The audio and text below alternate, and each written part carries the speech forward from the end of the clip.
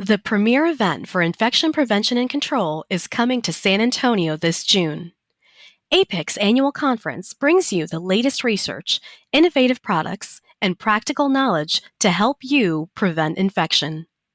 From inspiring keynotes to thought-provoking panel discussions, APIC 24 curates an extraordinary platform for knowledge exchange. Meet IPs from around the world who face the same daily challenges as you.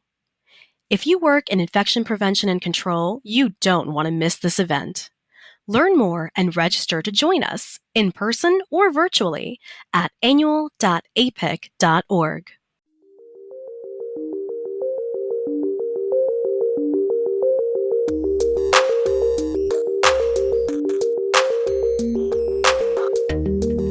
You're listening to the 5-Second Rule, brought to you by APIC, the Association for Professionals in Infection Control and Epidemiology. Together with our nearly 16,000 members, we strive to create a safer world through the prevention of infection.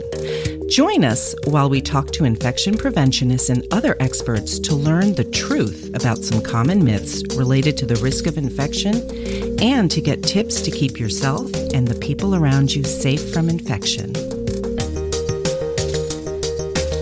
Hello, welcome to the 5-Second Rule podcast. I'm your guest host, Marie Wilson, infection preventionist and vice chair for APIC's Communications Committee.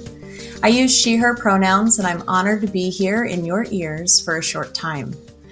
We have a fun episode for you all today as I discuss with a few of my friends from the Communications Committee the future of the podcast and the success of its past.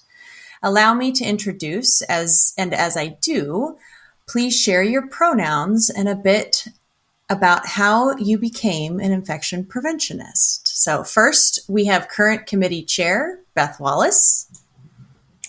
Hey everyone, as Marie said, I'm Beth Wallace. My pronouns are she, her. I became an infection preventionist in 2006, back when we were still called infection control practitioners. I've loved participating in that evolution of our field from control to prevention. And I'm excited to see what the future holds for our profession, for APIC, as we celebrate 50 years as an organization and focus on the future, and also for this podcast. So I'm happy to be here with you today, Marie. Thank you, Beth. It's going to be a lot of fun. I'm excited. So next, I'm going to introduce committee member Cindy Prins. Cindy? Thank you, Marie. My pronouns are she and her. I've been an IP for 16 years in Florida now, and like so many others, I kind of fell into it. I was a lab scientist, and then I did my MPH degree, and at the end of that, someone sent me a job ad for an infection prevention position, and I didn't know what it was. I had to Google it, but the job description sounded like me, so I applied, and I got the job. I'm really excited about today's discussion. Thanks, Cindy. I love that. The job description sounded like you. That resonates. Okay, and so then finally, I'll introduce Jay Liggins, our newest committee member. Hey, Jay. Hey, Marie. Thanks. Yes, my name is Jay Liggins. I am infection preventionist from Michigan. My pronouns are he, him. And I kind of stumbled into infection prevention. When I was at college, I was just trying to get volunteer hours to, look good for med school. And I ended up volunteering for a infection prevention department at a nearby hospital and ended up liking that a lot more. And there's a little bit less schooling too, so that was a plus. Straight into the good work. Awesome, Jay. Well, I'm really excited that you all are here. I am thrilled, really, not just because you're great company, but also because of what we're talking about, the future of the 5-Second Rule podcast. So before we get going into the conversation about the future of the podcast, let's pause and reflect. So anybody, what have been some of y'all's favorite moments from the past episodes? So I have to say, I just love the episode titles. I mean, every time I see one of these clever titles, it just really brings me in to want to listen to that podcast and learn more about the topic. I'll give a shout out to our most recent episode when in the August episode, you discussed the NHSN case studies. And in particular, I just appreciated the encouragement from Mark to continue our professional development and how important every minute that we invest in ourselves is. And it was inspiring, and I kind of needed that. And I know that the last few years have been tough for infection preventionists. And I think anything we can do to remind ourselves and reinvigorate things is extremely helpful. And I think it's been pretty easy to just let some areas of our professional development and other things slide as we've just struggled to keep our heads above water. So I found that just so inspiring and just wanted to take that with me to think about that, how every minute is an investment. And then I really cannot, I can't miss mentioning the episode that we had featuring Sylvia Garcia Hutchins from the Joint Commission. Oh, yes. And just hearing her insights, and particularly the gem that she doesn't care about your coffee cup. So that was definitely a key moment for me. Yeah, I'll agree with you there, Beth. I think the encouragement that I receive, kind of the energy I've received from the past episodes, really comes from getting to hear infection preventionists share what they're passionate about. That's always just a lot of fun to kind of peek into just the awesomeness that is within our profession. So I don't know, Jay, did you have anything you wanted to add? I want to give you that opportunity. So I do kind of have to second what Cindy said about the titles of the episodes. I think they really, I guess, we're the 5-second rule podcast, so it kind of goes in tandem with what we are here. But I mean, my favorite here is not all bugs are bad. I think if you tell a nurse that not all bugs are bad, they'll tell you anything with legs and that crawls on the ground needs to be set on fire. So I don't know if they'll believe us with that one, but I mean, a personal favorite podcast of mine is the one from January that talks about, trying to get new IPs into the fold and what APIC is doing as an organization to really, essentially kind of catch people like me who didn't know about infection prevention until I stumbled into it, volunteering, really making sure we can actually catch people before that. Maybe, people who want to choose this as a career field when they're trying to figure out what to do with their lives. Yeah, I remember I had a moment in the last episode where I started using some pretty familiar terminology to most infection preventionists. I think I said CLABSI and CAUTI. And I was like, oh, wait, our previous host, Sylvia Covedo, did such a good job of defining those things for the general public, who is our intended audience. And I think I kind of said, if you're still sticking with this conversation, maybe look into becoming an infection preventionist if you're not one already. So yeah, I hope that this continues to be a joyous place where we get to have that fun. I don't know who is going to be our resident episode title maker, but they've got a lot to live up to, clearly. Thank you all. So like I mentioned, the previous episodes, they were full of such useful information for the general public. Not just defining the acronyms or the language that we use, but just when is it, the right time to clean or disinfect in certain spaces of your home, how to be a good patient, how to be a good visitor in the healthcare setting. Lots of episodes about COVID and what that meant for the general public. And as I mentioned, it often came from infection preventionists. We were very lucky to have other experts from the field as well. But APIC was really intentional about making informative episodes that were everlasting. And so as we re-envision the future, our audience and the content is going to be changing a bit. So Beth, I'm going to actually ask you, can you tell us a little bit more about APIC's intended audience for the future episodes? Absolutely, Marie. I'm really thrilled to share more about the intended audience for future episodes. As you alluded to, listening to some of the past podcast episodes, you might hear things that seem like general public focus, some things that seem more maybe for just a healthcare personnel general category, and then some other items that get pretty infection prevention specific. But there isn't really a clear trend as to who the audience is per se. But as we're taking this opportunity to reframe and re-envision the future of the podcast, I think APIC is making a really important shift here by putting a stake in the ground and really claiming this podcast space as a place for people who are currently in the field of infection prevention, but also having it be a door for those people who maybe are like Jay or Cindy and see a job description or hear about the field. That's how I found it, as my advisor mentioned hospital infection control. And I thought that sounded interesting. So for those of us who are out there, maybe in school still or whatever, and not even aware of the field, I'm hoping that the podcast and with the future focus of it will be able to be a gateway for some of those people who are just interested in the field to learn more. That's really exciting, Beth. I think that at least the feedback that I have heard related to the podcast from some of our listeners is the desire, right, for it to be targeted and aimed at infection preventionists. So I'm excited that we're going to be able to do that. So a podcast for infection preventionists by infection preventionists, which really leads me right into my next question. Who will be our future hosts? Marie, this is Cindy, and I can tell you that hopefully our future hosts are listening right now because we're starting a host search. So we're looking for hosts who have a clear speaking voice, who love infection prevention, and who are excited to share that enthusiasm with others. So information on how you, our APIC members and listeners, can apply to be a host is being sent out through email. The application period will be open through September 19th.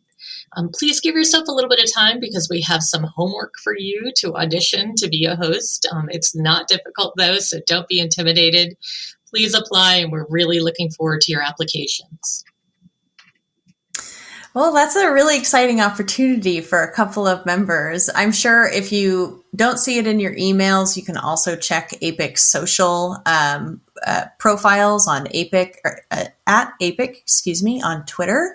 Or we also have an Instagram page. And so go check out there. I'm sure we will have some information for our potential future hosts. So that's exciting. And as a reminder for everyone, this probably sounds familiar, this process, whether just a podcast that's led by infection preventionists or even the search for the host. And that's because our sister podcast, the American Journal of Infection Control Science into Practice podcast, held a similar call for volunteers in 2021. So just last year as they launched their show. So those hosts are Nikki Shore and Jesse Swain, and they're really great. I think they have a lot of fun with the content of sharing the research that is coming out through the APIC Scholarly Journal. If you haven't checked it out, you should. My personal favorite episode is number 8 on getting back to basics, which is it's never a bad time to do that. So speaking of the APIC podcast, how is the 5-second rule going to be different if both are intended for infection preventionists? So, hey, Marie, it's Jay. So for the 5-second rule podcast, we are going to be still discussing, some of the topics that'll be similar to our sister podcast. We'll still be talking some of the infection prevention topics, but we'll be more kind of the general day-to-day and the profession of infection prevention as a whole.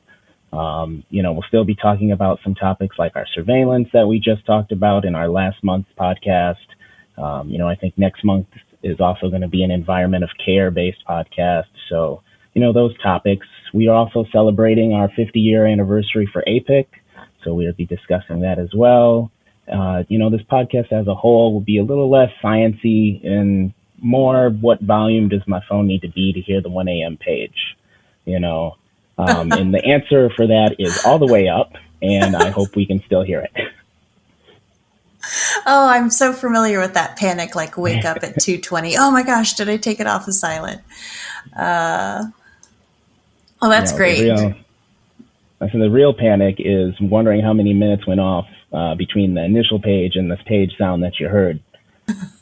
In your dream. Yeah. Oh, that's so great. Let's just spend a little bit of time talking about what are you all most excited about for the future episodes. And Beth, I'm going to kick it over to you first. Sure. So I'm really looking forward to hearing from other IPs, hearing from those who are in the thick of things.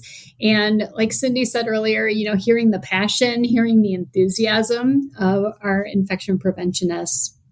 And I'm really excited also to have a new venue to share content, including APIC tools and initiatives.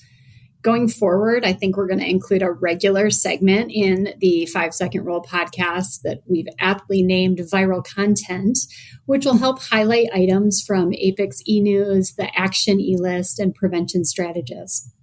I know, at least for me personally, keeping up with email and journals can be a bit of a struggle. So I think having another opportunity to hear some of this information in a new and fun way to share some of the great work of the organization sounds like an excellent plan. And I'm looking forward to that segment. Jay, what are you most excited about? So I am most excited about a new segment that we're going to be calling Let's Hear from Peers. So we will be really looking to you, our audience, to send in either voice memos, emails. Really, we want to hear from you. So we want to celebrate some infection prevention wins and successes that you've had. Doesn't have to be a big success. Small victories are just as important too.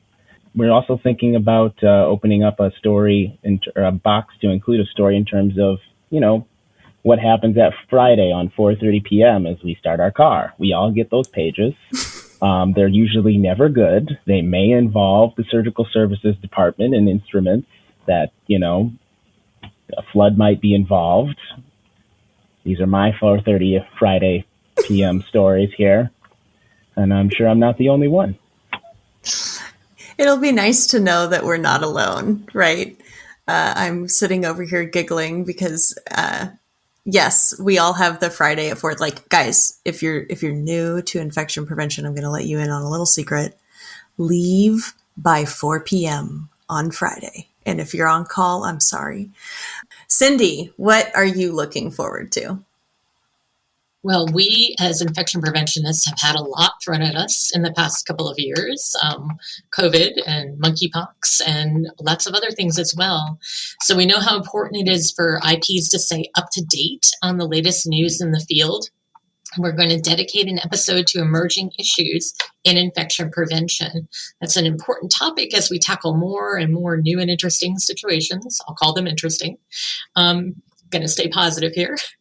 And if we need to spend some time on an individual episode addressing late breaking news, then we could potentially do that as well. So we really just want to help our audience stay informed and help keep ourselves informed as well.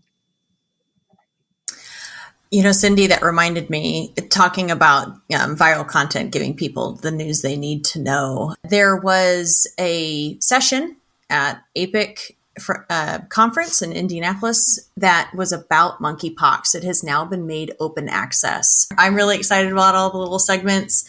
I think that what we really hope for everyone listening to this podcast is that we're a friend you can put in your ear as you go for a walk.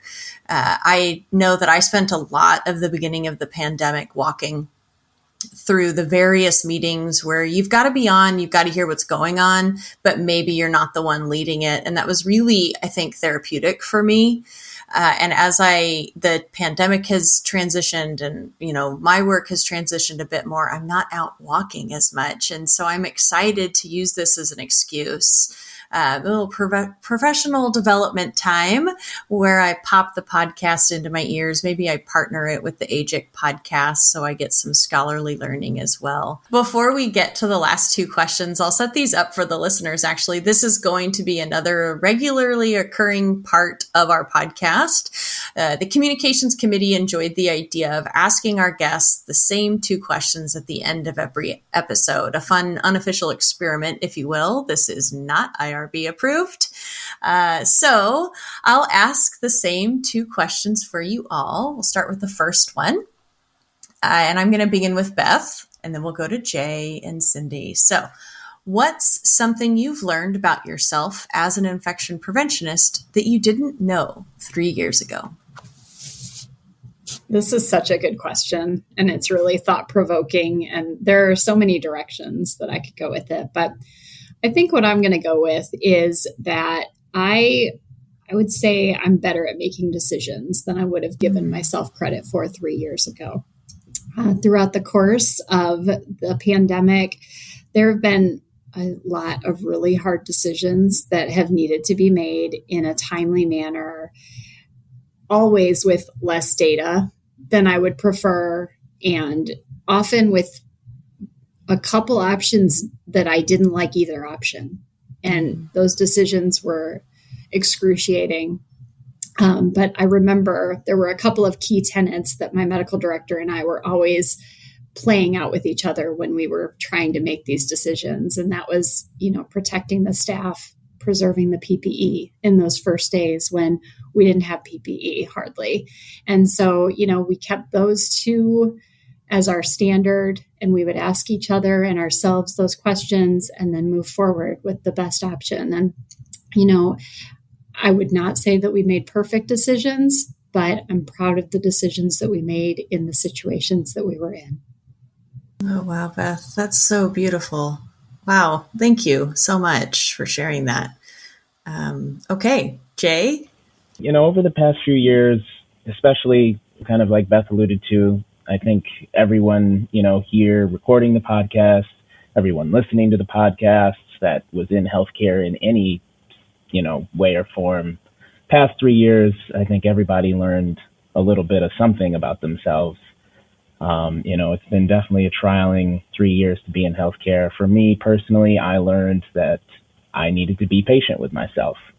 I always wanted to have the answer to every question. And for the most part, in infection prevention, we did have the answer to almost everything until COVID happened. And then we needed to kind of wait on new guidance and help create new answers. And sometimes, especially in the beginning, not every answer was the right answer, or not every answer came within a click or a point of the mouse. And that, for me, that was frustrating. It kept the hamster wheel that my brain is spinning until it fell off.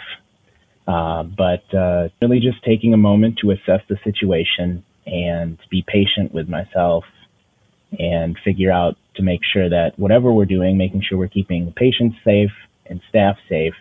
As long as we're going to do that, we'll eventually find the right answer. Wow. Okay, Jay, that was great. Come on, that was really good. Thank you for sharing that, Cindy. Yeah, I think that during the pandemic, I learned how much I missed infection control. So I had gotten away from the practice of infection control. I have a faculty position, so I get to teach our students about it and I get to do some research, but I'm not a hands-on IP at this point. When the pandemic came around, I had the opportunity to be our campus infection preventionist. And I got to apply those principles of infection control to places and spaces and situations that I had never used them in before. And it was great fun to get to do it. And one thing I learned was that as an infection preventionist, I think this is true of all of us, we don't tell people no necessarily. We tell people how we can get to yes, right? So we don't say, no, you can't do this. We have to say, yeah, you can, but this is how you have to modify your practice, or this is what you have to do to really focus on safety while you're doing this thing, while you're in this situation. And I think for me, that was something that was really important that I learned, that I need to listen to people. I needed to know what is it they want to do. And then from there, how is it that I can assist them in getting to what they want to do in the safest way possible? It really made some nice partnerships, and it really got me excited again about, that original love of infection control. I just have to tag on to that, Cindy. That is fantastic. And I love that perspective shift that you made from, saying no, because I feel like over the last few years, I am telling everybody like, yes, you have to cancel Christmas, like, no, you can't do that. No potluck, no cookies, no fun in the break room. And so to think about the perspective shift of, okay, I don't necessarily want to just say no to everything. So how can I help us get to where we can say yes to this and still keep everybody safe? So I really appreciate you sharing that. That was great.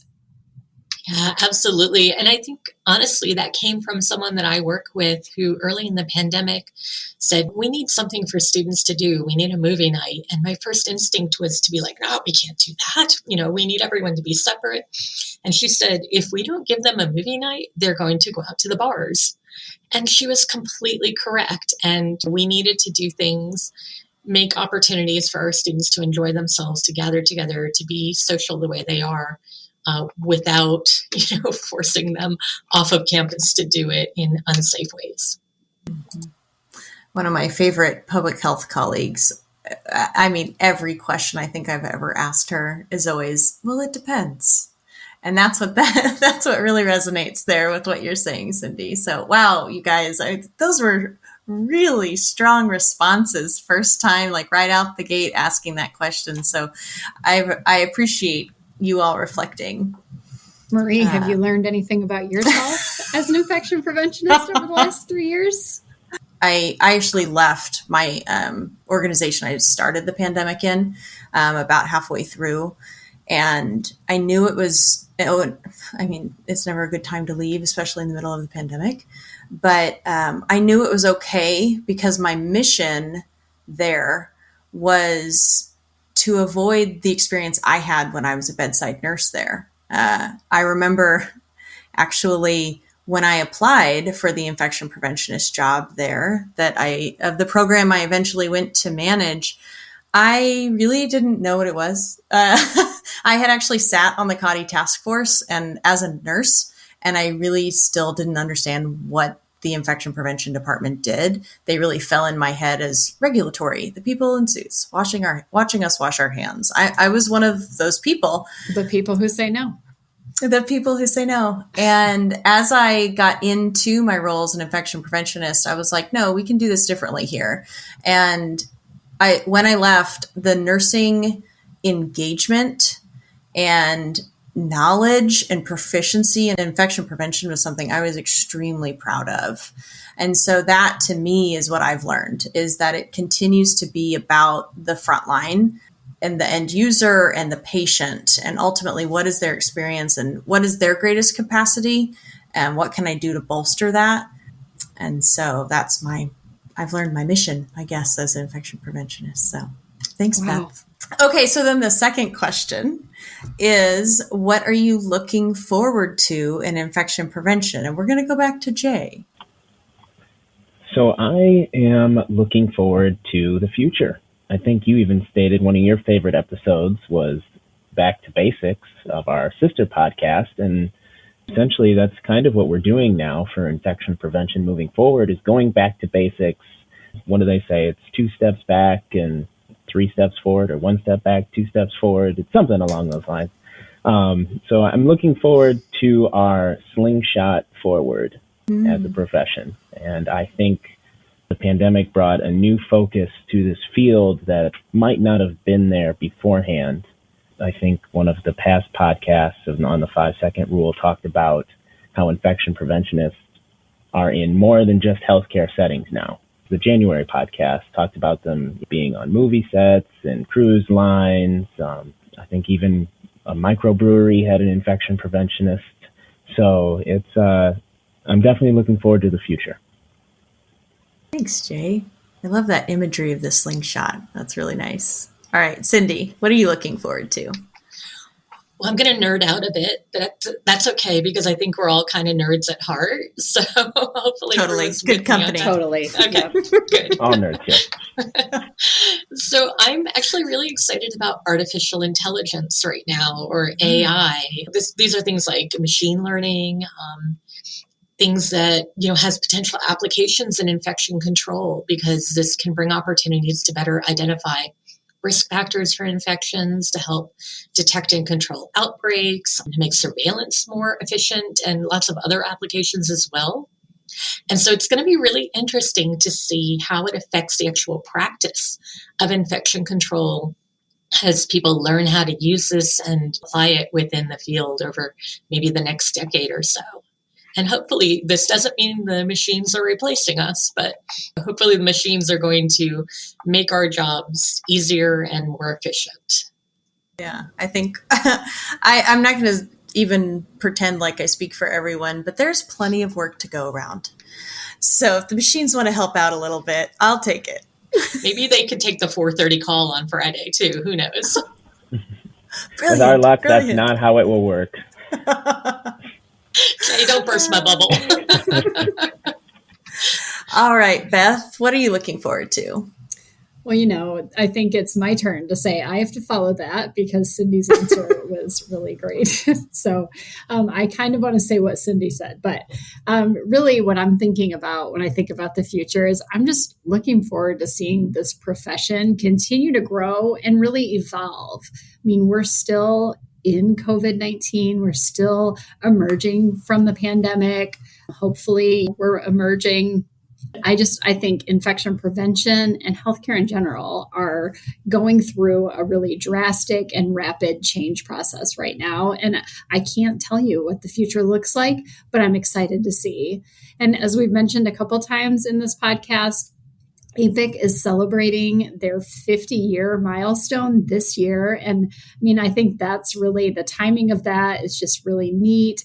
And obviously, looking back over the 50 years, the profession has come a long way, and I can't wait to see where the next 50 years take us and what APIC looks like in 2072. I'd like to add on to that, Beth, that the brightness that we're seeing, right, is a reflection of the ingenuity of everyone that's come into this field. We're on movie sets because it was us that said, you guys need us there. We're in breweries because it was us that was like, hey, this is totally in line with our schooling and our education. And so if there's an infection preventionist out there who's just like, gosh, no, that's not my swim lane. I'm not going to break into that or anything. Do it. This is the time. Follow your dreams and your passions. So I will go ahead and answer the question. I see that it is expected. What am I looking forward to in infection prevention? I'm really looking forward to a more informed public. I think that's been a really key initiative of APIC to kind of create this shared language between healthcare providers and consumers, patients, visitors, caregivers. And the pandemic forced it. People being able to know what PPE stands for without us having to necessarily define it as personal protective equipment. I mean, certainly not everybody does, but being able to make complex risk assessment decisions. When I listen to the Brene Brown podcast and she's talking about the risk assessment of the family gathering and all this sort of stuff, like, okay, everyone's got to test and all these things. I'm like, that's so cool. Brene Brown's talking about our work and that sort of thing. So that's what I'm looking forward to, is being able to engage in those conversations with the public a bit more. Well, Jay, Cindy, Beth, thank you all so much for your time today. The camaraderie really fills my cup and energizes me until we can come together again. Yeah, thanks for this opportunity to spend this time together and have this conversation. I've really had fun with it, and I'm excited to have this little bit of time with our audience today as well. It's been really fun. Thanks so much, everyone. I have to say I'm a little jet lagged from a recent vacation, and I came in sort of tired. And as soon as we started talking, I pepped up, and now I don't feel tired at all. So I appreciate you all. It's been a lot of fun. Yes, it has been a lot of fun. I haven't gone on a vacation yet, but hopefully going on one soon here. Marie, always a pleasure to be with you guys. Thank you for having me. Yeah, and Jay, we'll see you again next month. So excited to have you join us as a guest co-host. Absolutely. I'll be happy to be back. All right. Right. Well, we're very honored to be able to connect with you all in this way. We also recognize that infection preventionists, like so many healthcare workers, deserve some fun and lightheartedness in their days. So we hope we've helped you with that today. If you're listening and you want to know more about today's discussion, resources are available on the webpage for this episode. Visit www.5secondruleshow.org, and that's with the number 5. We really want to hear from you. Hopefully that's a takeaway that you got from today's episode. So please rate or review us wherever you listen to this podcast. We'll have information forthcoming about how you can engage with the audio recordings or the emails. But if you have something you want us to highlight in future episodes, that email already is available. It is 5secondrule@apic.org. Again, that's with the number 5. We are so appreciative of the hard work of each and every infection preventionist and team to make a safer world through infection prevention. Thank you for listening. Stay safe, and we'll see you next time. Thanks for listening to the 5-Second Rule, produced by the Association for Professionals in Infection Control and Epidemiology staff and the APIC Communications Committee, in partnership with Human Factor. Audio tech is Blake Alphen.